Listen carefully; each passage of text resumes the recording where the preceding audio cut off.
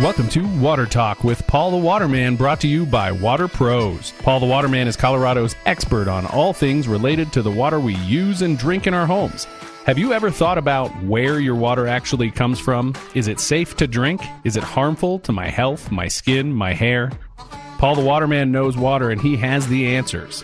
Haystack Help Radio proudly presents Water Talk. Now here's your host, Scott Watley, and owner of Water Pros, Paul the Waterman.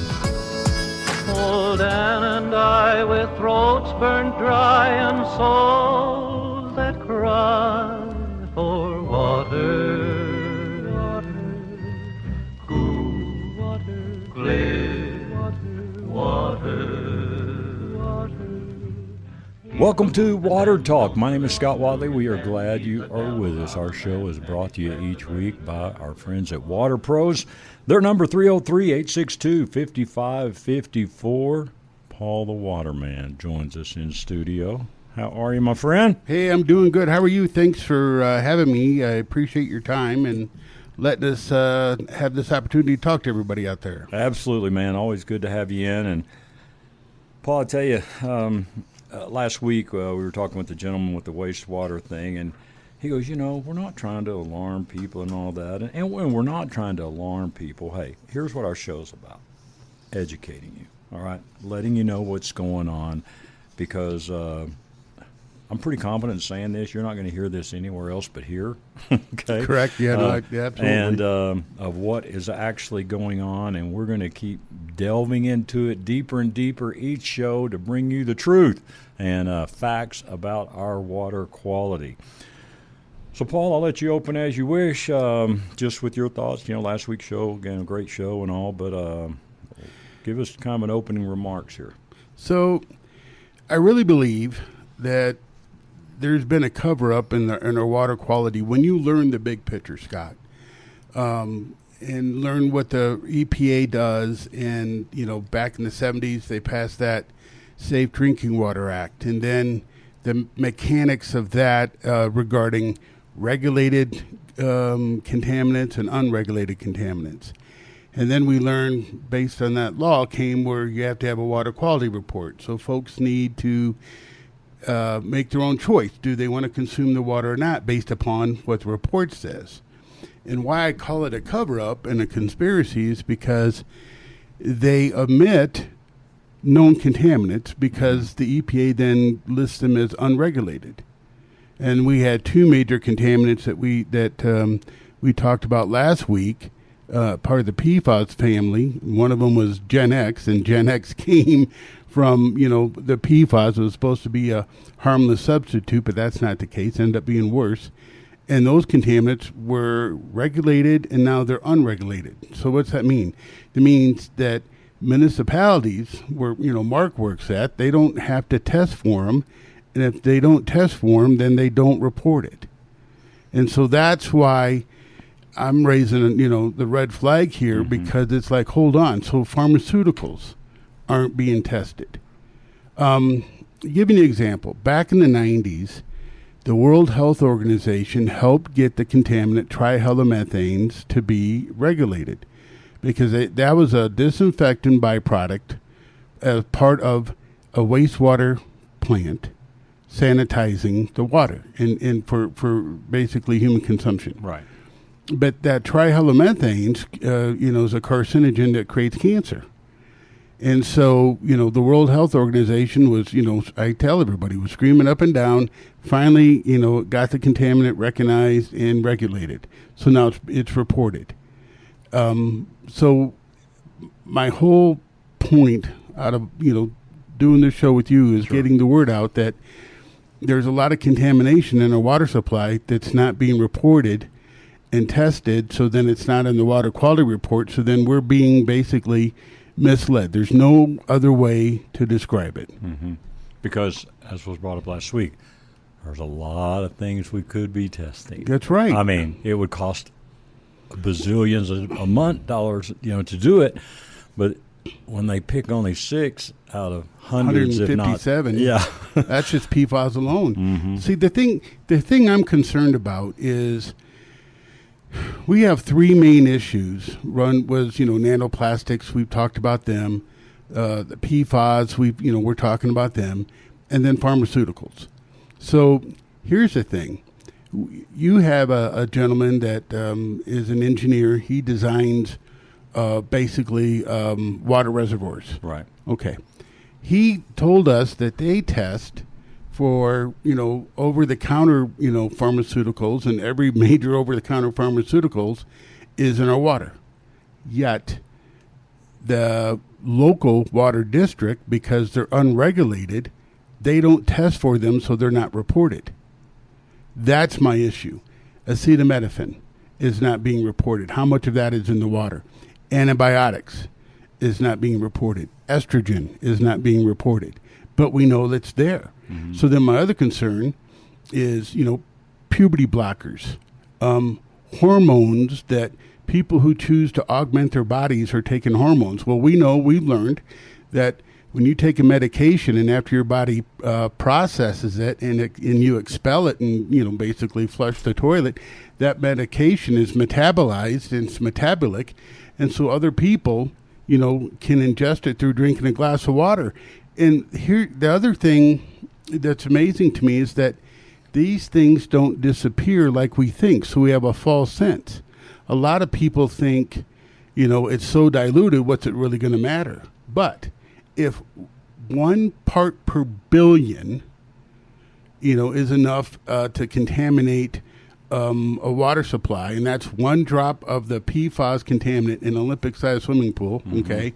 And then they said, no, we want it down to 4 part per trillion. Now, these were the EPA standards that they had 2 years ago that said, hey, we can't have this contaminant. It started at 1 part per billion, and then they said, no, we don't want it down to, at least 4 part per trillion. And then you found where the EPA said, no, we really don't want any of it in there. All right.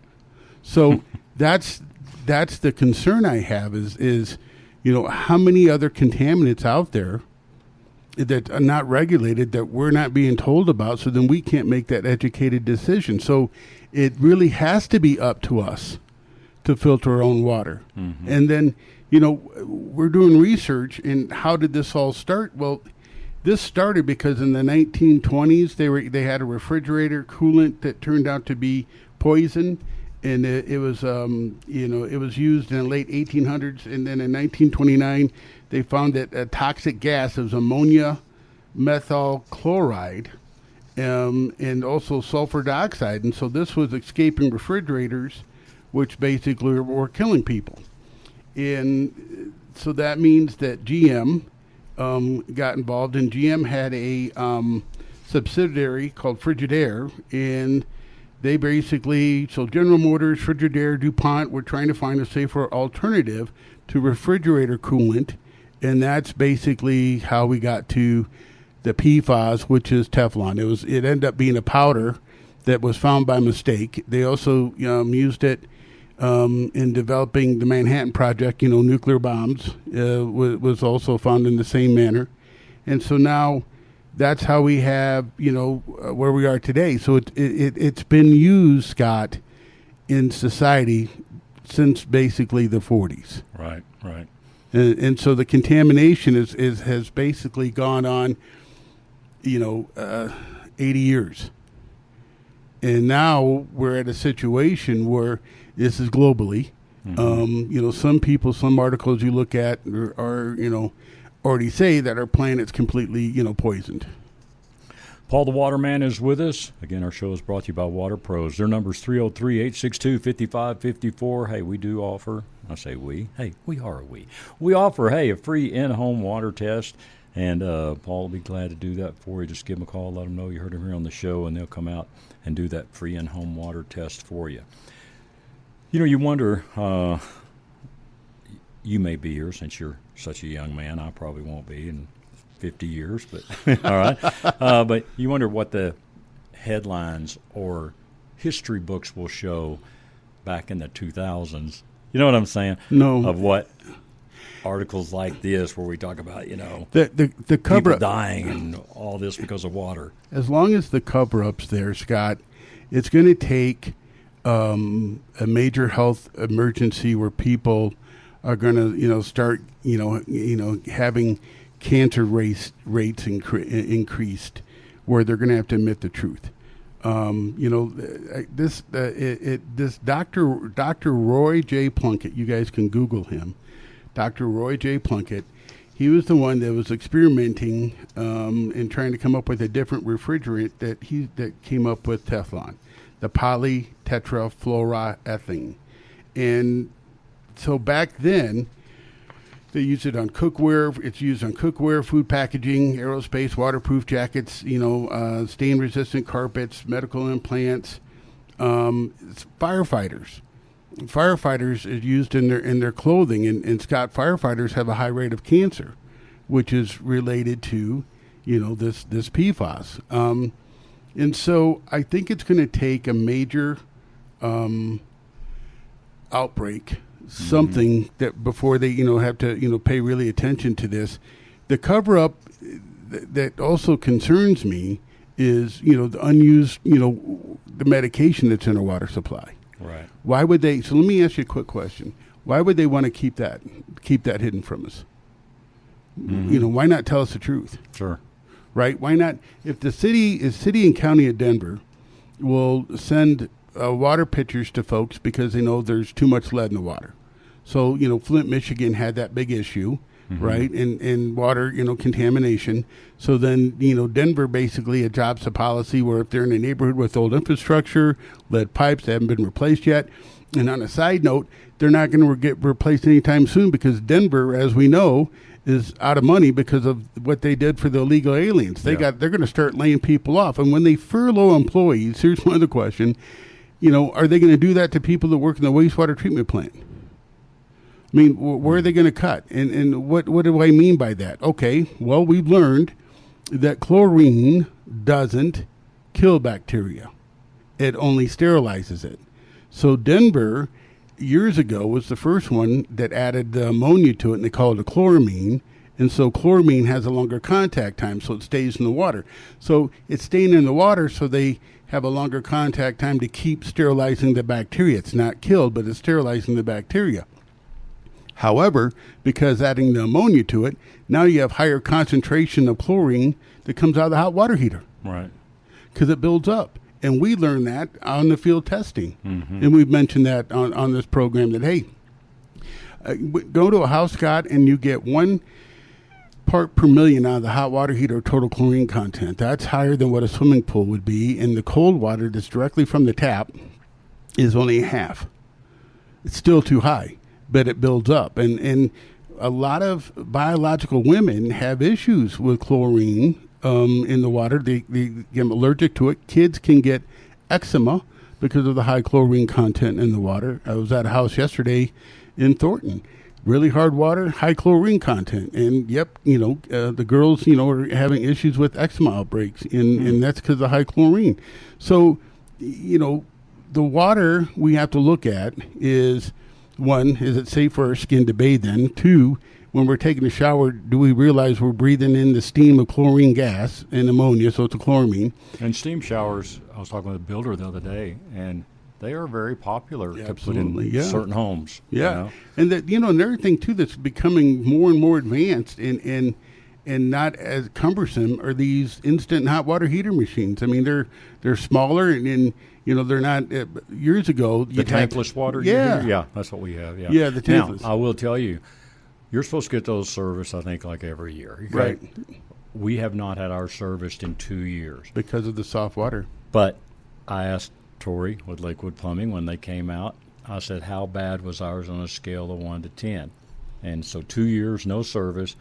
And he said it was about a 3. He said most time they're about a 6 or a 7. He said your water softener that you have, no doubt, helped that, run good. See, I'm glad you said that because, there's a misnomer out there. A lot of other, people like to say that water softeners aren't good for, hot water heaters. That's just not true. But, that here's the other thing that kind of scares me with all this is that the microplastics are in our body. And microplastics can carry carcinogens, can carry bacteria, and they also can carry, PFAS and antibiotics and pharmaceuticals in our body. And did you realize, Scott, that a bacteria, I've done some research, bacteria can attach itself to a microplastic, and then it creates this film on top of the bacteria where that becomes antibiotic resistant. Really? Yeah. One thing, too, and just looking through some of the notes here, it said when we were talking about this methyl chloride leaks from domestic refrigerators, it says manufacturers had once claimed it was harmless, odorless, non-poisonous, and now that claim, as they say, is under fire. right.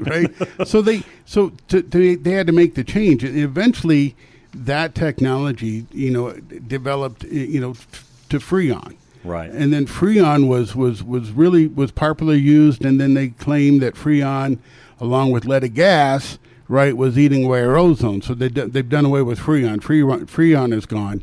But can you imagine, in being alive during that time, and not knowing that your refrigerator basically could kill your whole family? No doubt.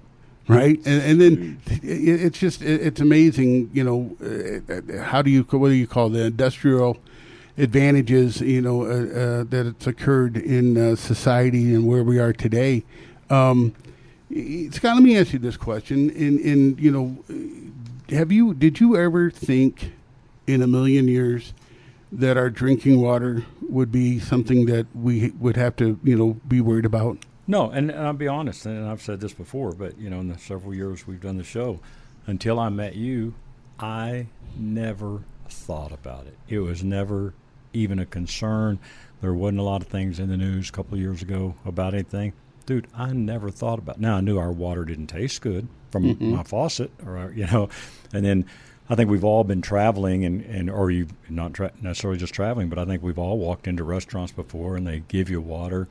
And man, you're thirsty, and you take a few sips, and you're like, oh my God, that happened to us. We went to Kansas a couple of months ago. Sat down, man, we were thirsty, been driving all day, and man, the water was horrible, and that's a bummer. Your water should be good, and it can be good with Water Pros. That's right.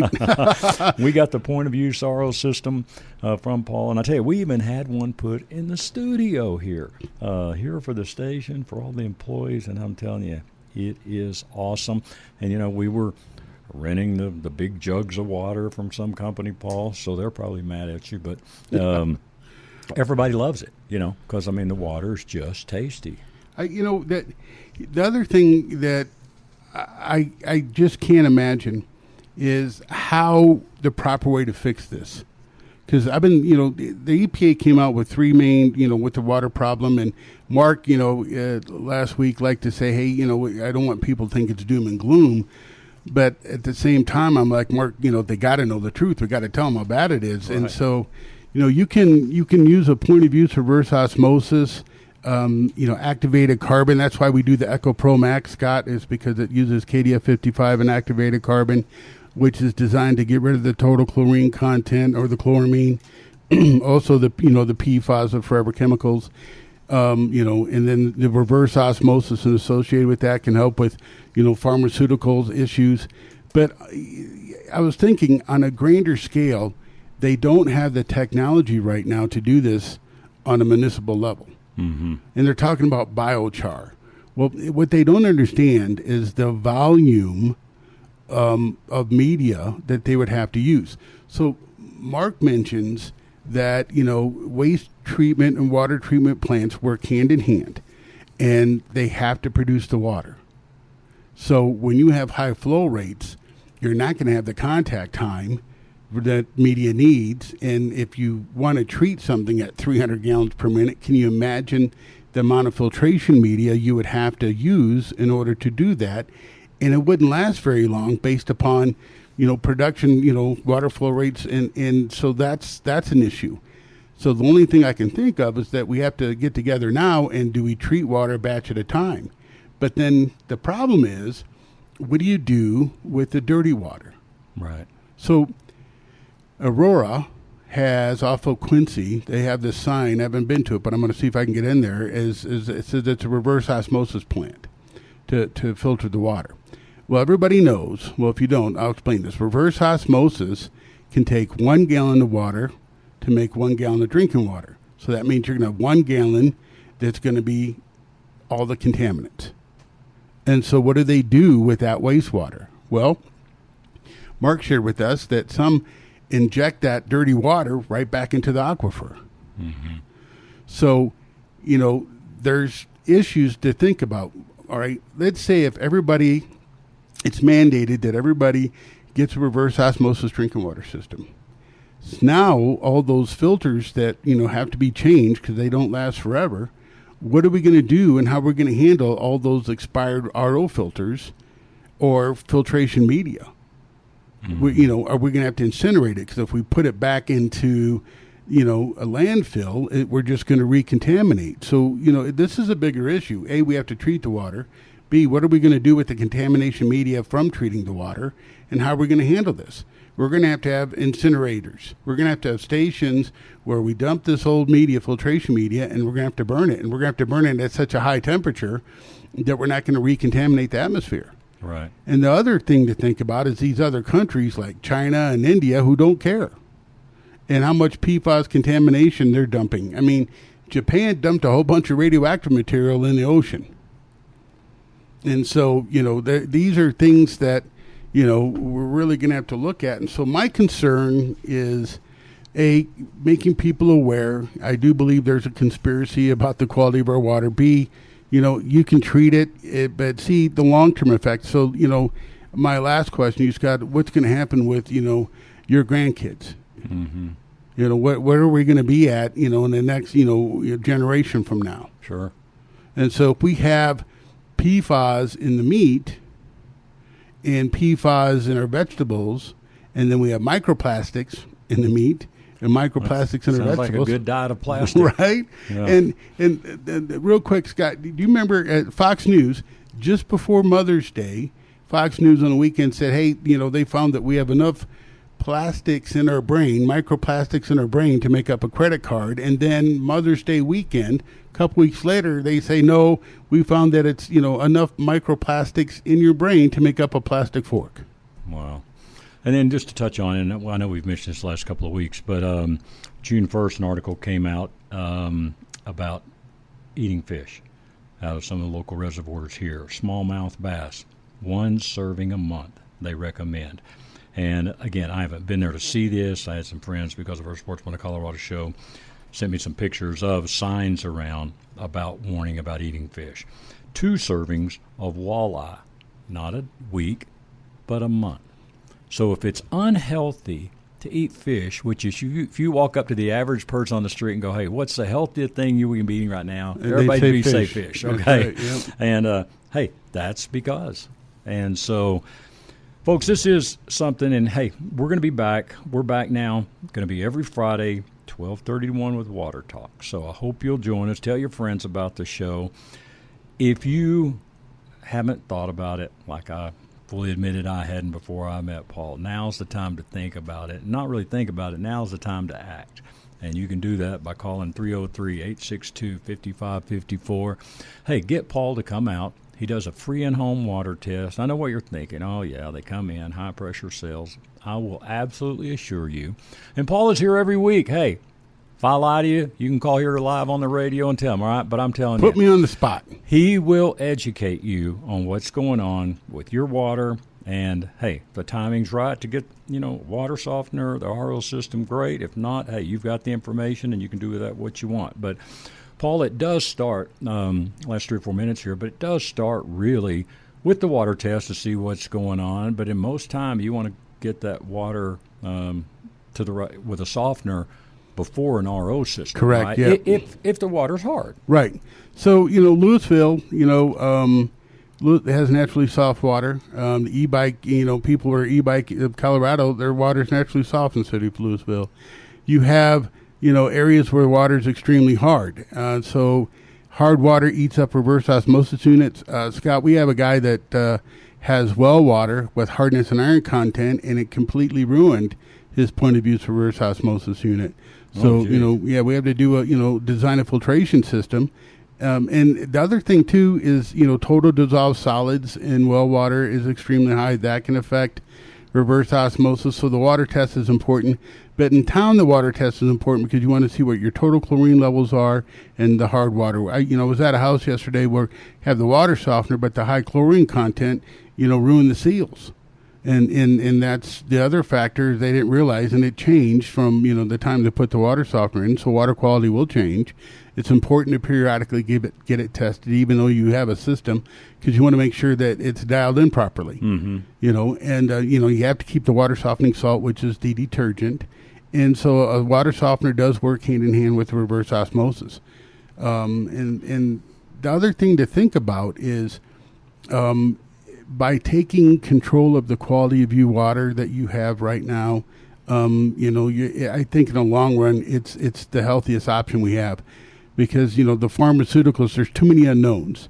And back to how, what I said in the very beginning, the conspiracy, Scott, is the EPA having too many unregulated contaminants. So then that water quality report, which probably nobody looks at or nobody reads or nobody clicks on that link in that email to look at it, the water quality report that municipalities by law have to, issue is incomplete.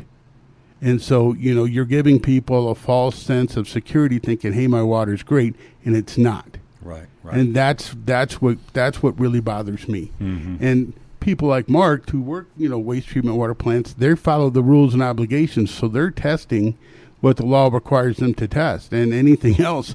Yeah, they're not. They're not.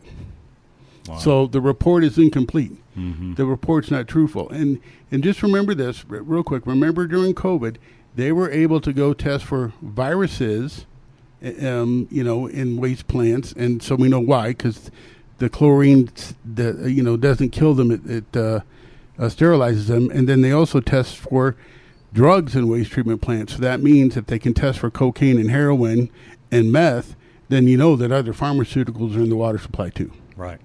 Hey, and this, again, we brought this up last week with Mark, but hey, if you're on well water, you still need Water Pros, all right? 303-862-5554. And once again, when you call, let them know that you heard them here on the show. If you have a question, maybe you can't call in, maybe the way you're listening at work or whatever the case may be. Want to thank Kevin Flesh, our attorney. Kevin sponsors our text line. He has opened that up for all of our guests. So if you ever have a question for Paul, send me a text, 720-201-8585, and we'll get your question to Paul, get that answered for you. And once again, every Friday, 12:30 to 1 is Water Talk. So tune in. Of course, we put our podcast on our website, HaystackHelpRadio.com, and you can get the podcast anywhere you get yours. But, hey, if you'd like to get a copy of it, and maybe are technically challenged like me and you don't know where to find podcasts, hey, let us know. We'll send you the show so you can hear it. But once again, take advantage of the free in-home water test with Water Pros today, 303-862-5554. Mr. Waterman, great to see you. Thank you. Look forward to our visit next time. Yeah, I look forward to it, and I appreciate it. Thank you, Scott. Thank you. Thanks for being with us today for Haystack Help Radio and Water Talk. Once again, Fridays, 12:30 to 1. We'll be here every week with Paul Dowding. Hope you have a great rest of your weekend, and we'll talk to you next week.